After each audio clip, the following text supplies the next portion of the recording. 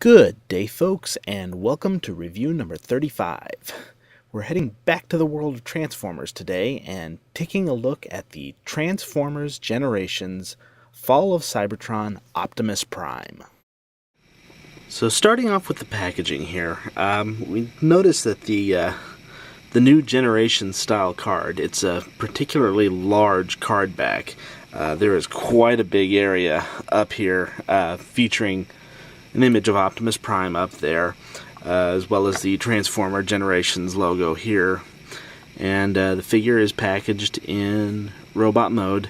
Another neat thing noticed about the Generations packaging is they've brought back the grid pattern here, which is reminiscent of the G1 packaging. On the back of the packaging we have more photographs of the figure in robot and vehicle mode. I will mention briefly that the paint job is a little bit different. The figure that's shown on the back has some weathering and battle damage effects on it, which the actual figure does not, but we'll get into that in a bit. There's also the short bio paragraph there and the tech specs here on the bottom, and again kind of a throwback to G1. They have the line graph here showing the tech specs. Unfortunately we don't have the little red filter to read them, but oh well. So here we have the Optimus figure himself, and as a figure on his own he's pretty good. Articulation is pretty good. He's got a nice ball-jointed head, ball-jointed shoulders, elbow joint, bicep swivel, wrist swivel, ball-jointed hips, thigh swivel, knees, ball-jointed ankles. He's got waist articulation here too. So pretty good articulation-wise. There is a bit of a hindrance in his shoulders, though, just the way his these shoulder parts are constructed. They can hit in there, and it limits his shoulder posability a little bit. But overall, our articulation is pretty good. Color palette, I don't know. The red just doesn't seem quite right on him. The blue is very bright. The Hasbro gray is kind of the standard Hasbro gray that we've seen quite a bit of lately. But the one thing that is a little disappointing is like I said earlier, the image on the packaging shows this figure with some nice, wear marks, just a little bit of dark coloring like he's seen battle, and there's none of that on the figure whatsoever. Prime does come with his rifle here, and it's much more reminiscent of G1 than the War for Cybertron Optimus Prime had. And I do appreciate the fact that they went with just a plain weapon, no mech tech gimmick, no light up gimmick, just a nice plain weapon. On to Prime's transformation. Compared to the War of Cybertron Optimus that came out a couple years ago, this transformation is a cinch. Unfortunately, that also makes it pretty uninteresting. There are no real surprises to this transformation, and if you are at all familiar with how Transformers work, you can probably figure out how his transformation works before you even open the packaging.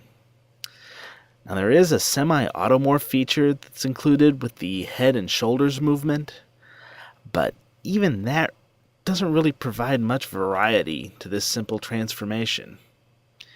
If you're like me, and you look forward to a complex yet clean movement of parts to transform your figures, you will probably be disappointed with the way this figure turned out. So here we have Optimus in vehicle mode, and as far as I can tell, it's There we go. Fix that. It seems to be fairly accurate to the video game model. There are a few issues I have just with some of this part of the plastic showing here. It seems like you're looking at the underside of a mold there, which in a way you are, since those are the feet. There are a few things I like. I do like the design is showing kind of an evolution of Prime, going from that very Cybertronian mode that we saw in War for Cybertron into something a little closer to a vehicle mode in this Fall of Cybertron vehicle, but at the same time, not really a good explanation of why he's becoming more Earth-like when they haven't got to Earth yet. But anyway, that aside, there are a couple nice touches. The hubcaps here have a nice painted silver on them. Yeah, it's a Cybertronian truck. One of the biggest complaints I've been hearing from people about this toy is how small it is. We've all seen for a while now that the deluxe toys are getting smaller, but I think this toy in particular kind of drives home the point. And to prove that, we're going to compare it to this one right here. This is the War for Cybertron Optimus Prime that came out about 2 years ago, I guess. And at the time, a lot of people were complaining about how small this figure was compared to the other deluxes. And now we're seeing this one, which is that much smaller. And it's just really kind of amazing. And the size difference is made even clearer when you get into robot mode.